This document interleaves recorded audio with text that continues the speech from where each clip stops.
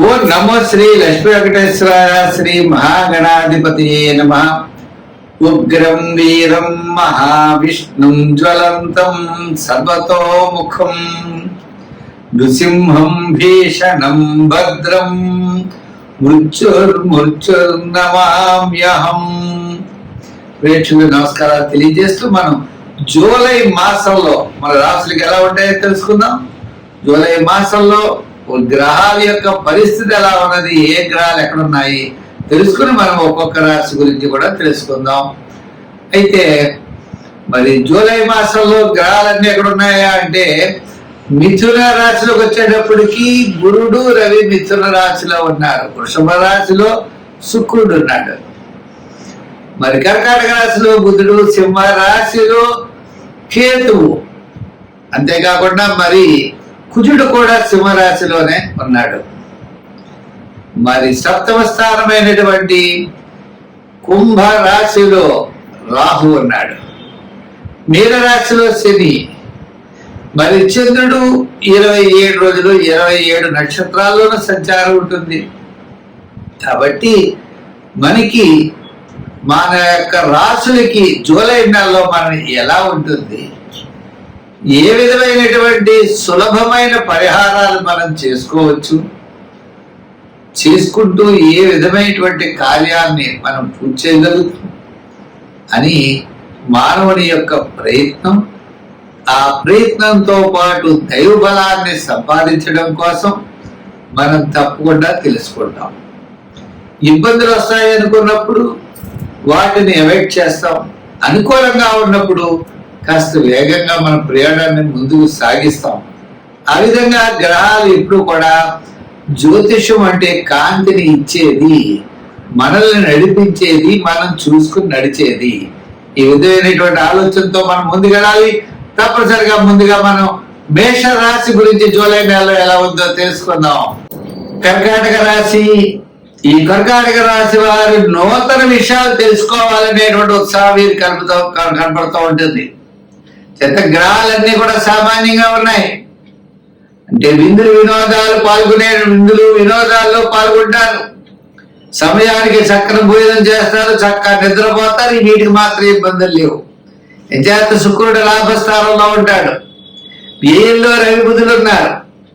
వ్యయంలో రవి బుధుడు, గురుడు కూడా అక్కడే ఉన్నాడు. ఇంకా మరి ద్వితీయంలో కుజుడు ఉన్నాడు. ఈ విధంగా ద్వితీయంలో కేతు కూడా ఉన్నది. లిక్విడ్ మనీ అంటే మనం ఏదో డబ్బులు దాచుకుంటామంటే మాత్రం ఉండవు, ఖర్చు పెట్టేస్తూ ఉంటారు. ఎంత డబ్బులు వచ్చినా కూడా ఖర్చు అయిపోతూనే ఉంటాయి. మీ యొక్క ప్రణాళిక అనేది ఉండదు, ప్లానింగ్ విధానం కరెక్ట్గా ఉండదు. దానివల్ల మీరు ఎక్కువగా ఇబ్బంది పడే అవకాశాలు ఉంటాయి. చేత ఖచ్చితమైన ప్లాన్ అనేది మీకు కర్కాటక రాశి వారికి ఉండాలి. నూతనమైన ప్రయత్నాలు మీరు చెయ్యండి, తప్పు లేదు. స్వల్పమైన అనారోగ్య సూచనలు ఉంటాయి. డాక్టర్ దగ్గరికి వెళ్తే ఏమీ లేదంటాడు. ఏ జబ్బో తెలియదు, ఏ మందో తెలియదు, కానీ ఇబ్బంది పడుతూ ఉంటారు. అందు గురించి ఆందోళన చెందవలసిన అవసరం లేదు. గ్రహముల యొక్క వ్యతిరేకత అవ్వచ్చు, మీ యొక్క ప్లానింగ్ విధానం లేకపోవచ్చు, మీ ఒక అవగాహన లేకపోవడం వల్ల కూడా ఈ ఇబ్బందులు మీరు ఎదుర్కొనేటువంటి పరిస్థితి కనబడుతోంది. చేత ద్వితీయ కేతువు అది శుభరూపమైనటువంటివి ఏమి ఎక్కువ జరిగిపోతుంది. పిల్లల ఫీజులు కట్టడం, పిల్లల కోసం, సంతానం కోసం, లేదా ఏదో కుటుంబ విషయాల కోసం, పాత బకాయిలు తీర్చడం కోసం, ఇలా ఏదో రకమైనటువంటి ఏం జరిగిపోయేటువంటి పరిస్థితులు అయితే తప్పనిసరిగా కనబడుతున్నాయి. శ్రమ, చికాకులు ఉంటాయి. మీ పనులు మీరు సకాలంలో పూర్తి చేయగలుగుతారు. కొత్త విషయాలు తెలుసుకోవాలి, కొత్త విషయాలు ఆసక్తి పెరుగుతుంది. నూతనమైనటువంటి సంకల్పాలు కూడా బయలుదేరతాయి.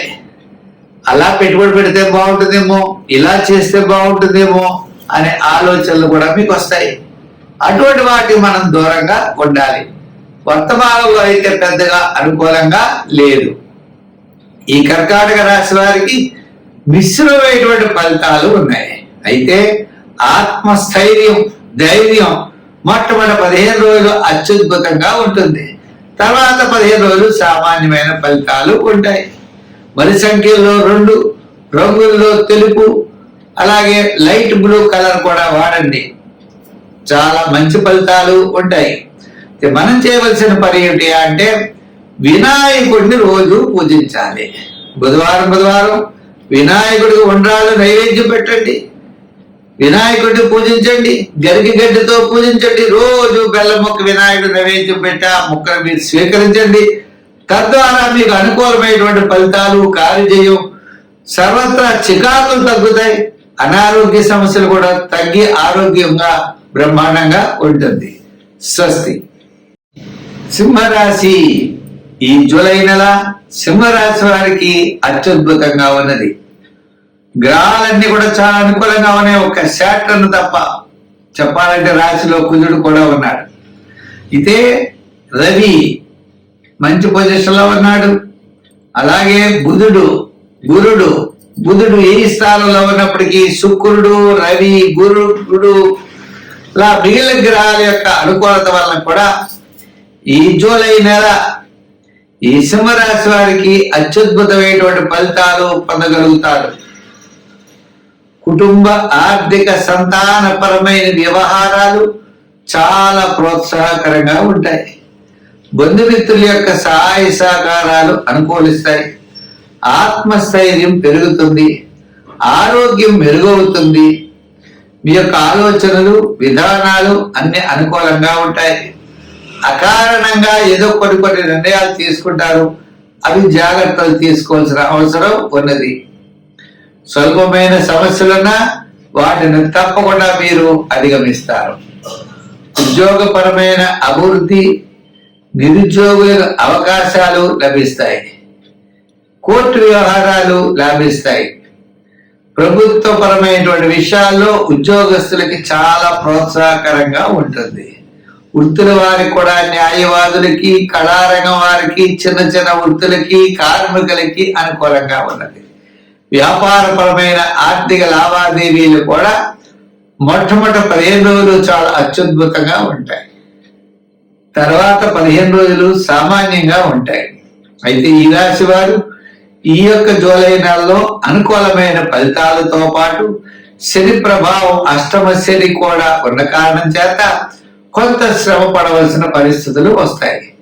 నల దమయంతుల యొక్క చరిత్ర వింటూ, అంటే వాళ్ళే అన్ని కష్టాలు పడ్డారు కదా, మనం ఎన్ని కష్టాలు పడ్డ, కష్టాలు కాదని భావిస్తాం అన్నమాట. అందుగురించి నల దమయంతుల కథ చదువుతూ ఉంటారు. నల దమయంతులు లాంటి వారికే బోడని ఇబ్బందులు వచ్చాయి, ఇంక మనం ఎంత అని. అంచేత ఆ కథ తెలుసుకుంటూ, సత్పురుషుల యొక్క గాథలు వింటూ, కులదైవాన్ని పూజిస్తూ శని భగవానుడిని పూజించాలి. శని భగవానుడి యొక్క సోదరుడైన ఆంజనేయ స్వామిని కూడా పూజించాలి. సుందరకాండ పారాయణ చేయండి, లేదా సుందరకాండలో ఒక్క శ్లోకమైనా రోజు పఠించండి. హనుమాన్ చాలీసా చదవండి. దానాల్లో తిలదానం, కందులు దానం చేయండి. ఈ కందులు కూడా ఎర్రగుడ్డలో కట్టి ప్రవహించే నదిలో మంగళవారం నాడు మీరు వెయ్యండి. కందిపప్పులు వెయ్యండి. తప్పనిసరిగా జలచరాల ఆహారంగా స్వీకరించి మీకు అనుకూలమైనటువంటి ఫలితాలు మీకు తప్పనిసరిగా కుజగ్రహం వల్ల మీకు లభిస్తాయి. స్వస్తి.